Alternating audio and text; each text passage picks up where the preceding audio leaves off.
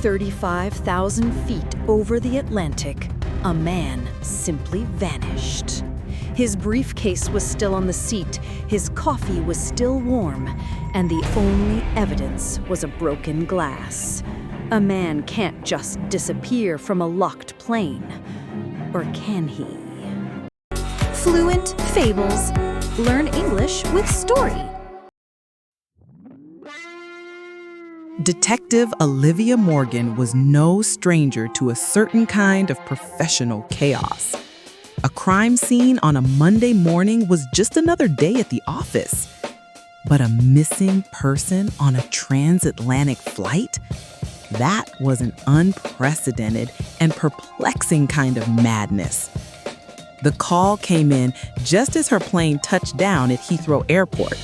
Mr. Jonathan Vance, a wealthy and reclusive business magnate, had vanished somewhere over the Atlantic. The flight number was 914. "No, you're not listening," the voice on the other end of the phone crackled with frustration. "He's not just missing, he disappeared from the first-class cabin, mid-air. It's an impossible crime." Olivia felt a familiar jolt of professional adrenaline, the kind that signaled a case worthy of her full attention. She grabbed her bag and bypassed the long immigration lines, her mind already racing with questions. How could a man simply vanish from a sealed metal tube traveling at 35,000 feet? She had to see it for herself.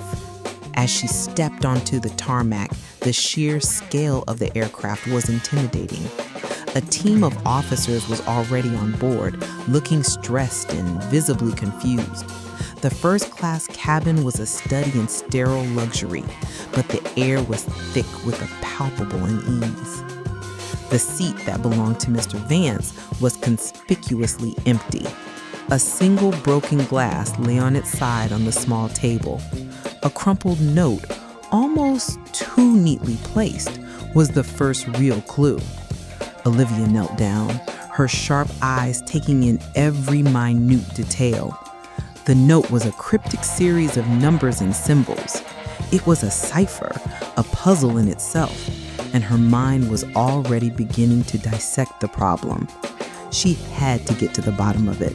This was not a simple missing persons case. It was a complex narrative waiting to be decoded. Olivia's first step was to interview the key people on board. She began with Ms. Isabella Cole, Vance's personal assistant. Isabella was a woman of unnerving composure, her face a mask of practiced neutrality. She spoke in measured tones, as if reading from a script. Olivia knew that still waters often ran deep. Isabella claimed she had been asleep when Vance disappeared, but her story felt too rehearsed, too prepared. She proceeded to rattle off a list of Vance's recent financial troubles, suggesting he had simply fled to escape his debts. "Perhaps he just had to escape the pressure," she said, her voice smooth but her eyes avoiding Olivia's gaze. "He's got a reputation, you know. He's made a lot of enemies." It was a clever, almost too obvious, attempt to throw her off the scent. The financial troubles were a valid point, and the possibility of Vance faking his own disappearance was a legitimate theory. But Olivia's gut told her there was more to it. A man like Vance didn't just vanish into thin air, leaving no trace.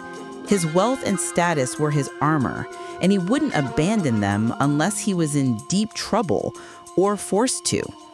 Olivia mentally filed this information away, recognizing it as a carefully constructed distraction, a red herring designed to mislead her. She had to look deeper, to see what was beneath the calm surface. Next, Olivia spoke to Mr. David Collins, a rival businessman who had a seat in the same cabin. Collins was the polar opposite of Isabella. Loud, aggressive, and clearly agitated, he didn't hide his resentment.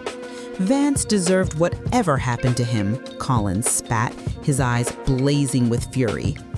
He cheated me out of a huge deal. He's a snake. He had a powerful and obvious motive, and he wasn't afraid to show it. He claimed he had been watching a movie during the time of the disappearance and had not seen anything suspicious. The alibi was weak, but Olivia couldn't place him at the crime scene. His open animosity felt too simple, too easy. It was almost as if he wanted to be a suspect, perhaps as a way to express his anger or to hide a far more complex role. After her interviews, Olivia began a meticulous sweep of the cabin. She had a team of forensic specialists with her, but she trusted her own instincts. She noticed that the broken glass wasn't from a standard water goblet, as was first assumed. It was from a specially made, thick-bottomed tumbler, the kind designed to withstand extreme pressure changes. She found a faint, almost invisible scratch on the window beside Vance's seat, a mark no one else had seen. These were the small, silent whispers of the crime scene that only a careful observer could hear. Later, Olivia met with Captain Mark Johnson, the pilot. He was a seasoned veteran, his face etched with years of experience, but a weary look in his eyes betrayed his exhaustion. He insisted he knew nothing about the passenger's disappearance. Yet, his hands were trembling slightly as he spoke, a detail Olivia did not miss. She noticed a small, unusual discrepancy in the flight log, a slight, unexplained deviation from the flight path. When questioned about it, the captain's face went pale. He finally admitted to making a brief detour to avoid a patch of unexpected turbulence, but his explanation was unconvincing. Olivia felt a profound shift in the investigation. The plane itself, she realized, held the true key to the mystery. The crime was not on the ground, but in the air, a fact that had been staring everyone in the face. She returned to the cabin, her focus now on the broken glass and the cryptic note. The glass was fractured from a single, forceful point of impact. The note was not an ordinary message, it was a complex series of coordinates. Olivia contacted her team, a group of brilliant analysts and forensic experts, and had them analyze the code. It was a difficult puzzle, requiring them to cross-reference data from multiple sources. It wasn't a standard code, but a complex, multi-layered cipher that only a brilliant mind could have created. This level of complexity suggested a mind that was not in a state of panic, but of careful, deliberate planning. While her team worked, Olivia's mind raced.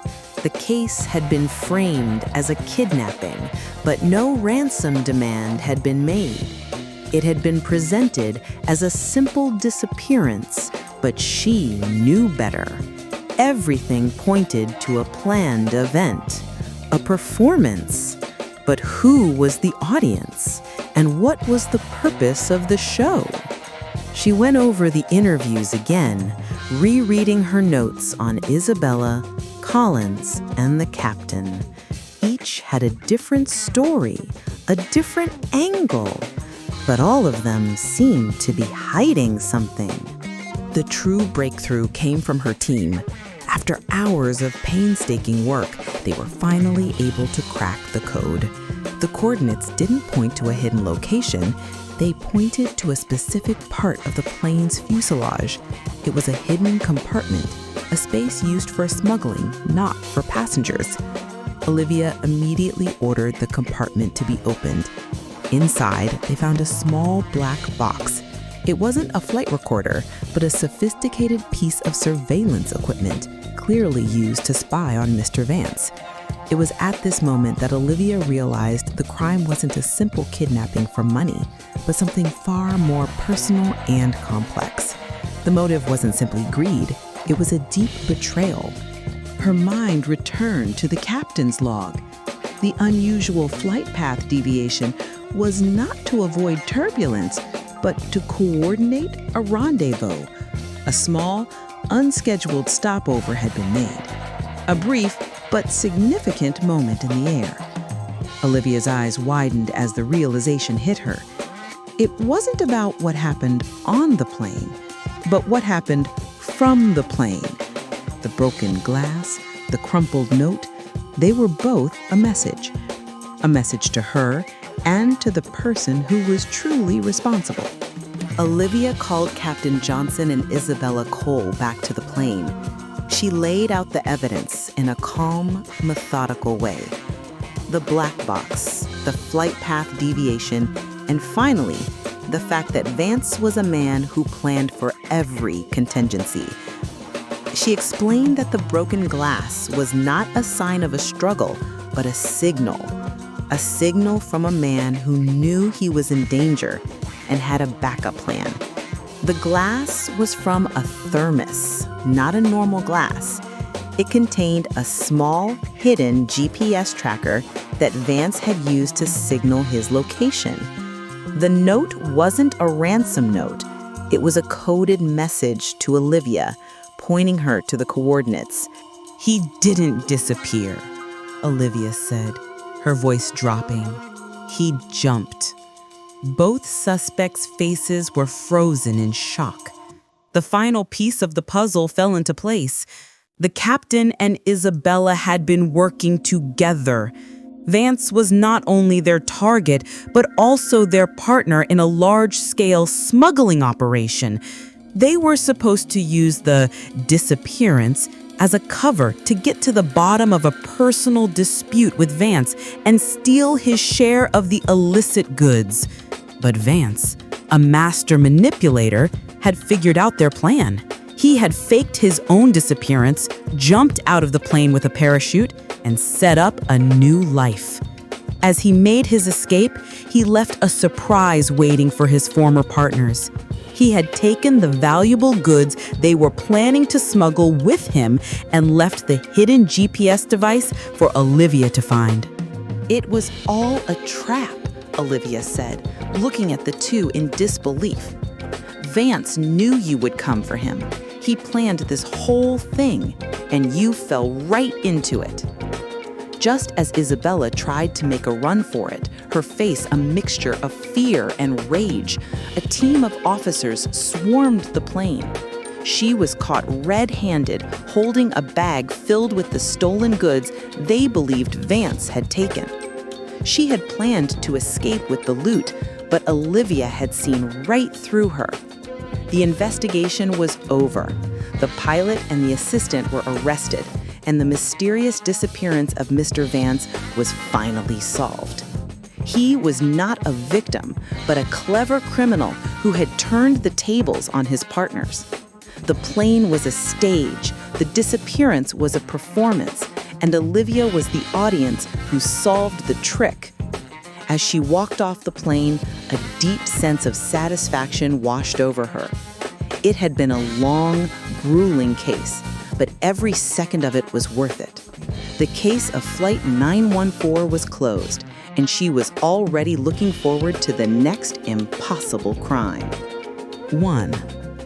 To get to the bottom of something, meaning to find out the complete truth about a mysterious or confusing situation. Example: the detective was determined to get to the bottom of the case and find out who the killer was. 2. To throw someone off the scent, meaning to deliberately mislead someone or make them think something is true when it is not, especially during an investigation. Example: the suspect told the police a false story to throw them off the scent. 3. Red herring, meaning a clue or piece of information that is intended to be misleading or to distract from the real issue. Example, the witness's testimony was a red herring. It made the police focus on the wrong person. 4. Motive. Meaning. The reason that someone does something, especially a reason for committing a crime. Example, the police are still searching for a clear motive that could explain why he stole the painting. 5. To be caught red-handed. Meaning, to be discovered in the act of doing something wrong or illegal. Example, the thief was caught red-handed trying to steal the jewels from the museum. And just like that, the seemingly impossible mystery of Flight 914 was finally solved. It wasn't a disappearance, it was a clever plan. As we saw, Detective Olivia Morgan looked past the distractions and got to the bottom of the matter. The story of Vance, Isabella, and the captain taught us some important lessons. It showed us how to carefully search for the truth, even when others try to throw us off the scent. We learned how a single red herring can fool everyone, and that a person's motive can be far more complex than it appears. And in the end, we saw how lies are uncovered and the truth is finally caught red-handed. If you enjoyed unraveling this mystery with us, make sure to hit that subscribe button so you don't miss any of our future stories. You can improve your English skills with every new video. And if you learned a new word today, please let us know by giving this video a thumbs up. But the adventure doesn't stop here. If you're ready for a new challenge, join us in our next video. We'll be diving into a chilling tale of an ancient curse and a hidden library. Click here to watch The Secret of the Whispering Walls and test your English skills again. Thanks for watching and happy learning!